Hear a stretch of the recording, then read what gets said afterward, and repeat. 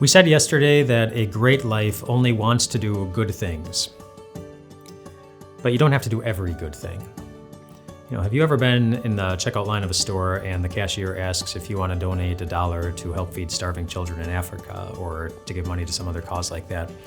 Somebody asked me that once as I was checking out, and I said, no, thanks. And then they looked at me and they said, don't you care about starving children in Africa?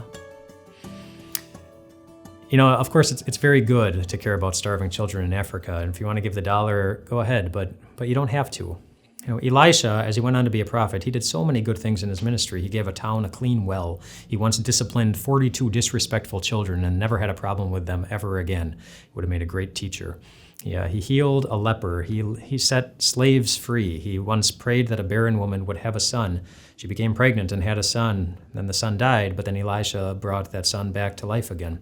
He did something kind of unique. He made someone's axe head that had fallen into the bottom of a body of water. He made it float to the surface, kind of like Yoda did with the X-Wing fighter when he was training a young Luke Skywalker in the Star Wars movie. Great and powerful things Elisha did. But you don't have to do any of those same things in order to be a great Christian. Elisha was a farmer before he was a prophet, and it wasn't a sin to be a farmer. It was a good thing. But it was a good thing that he could no longer do if he was going to carry out this new calling. Being a Christian means that you can do many good things. You just must be sure to do the very particular things that the Lord is calling you to do at this particular moment. And if you're wondering what those things are, you don't need to go searching for Google or pray for a sign or wait for a cloak to drop over your shoulders to know what that is. You typically just need to open your eyes when you wake up in the morning. In the book of Ecclesiastes, it says this. It says, whatever your hand finds to do it with all your might. And so, for example, if you wake up in the morning and there's a spouse laying down next to you, God's calling is for you to love them. If there are children in the house, God's calling is for you to teach them everything that God has commanded.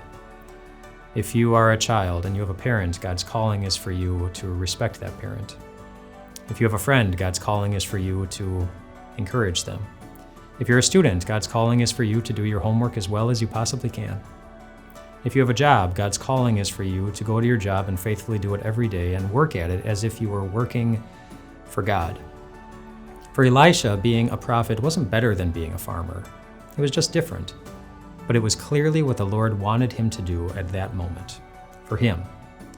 And for you, you'll find out what the Lord's will is for you pretty simply when you open your eyes each morning. Did you enjoy this video? If so, we would love to share even more Jesus with you, even if you have a busy, on-the-go kind of life.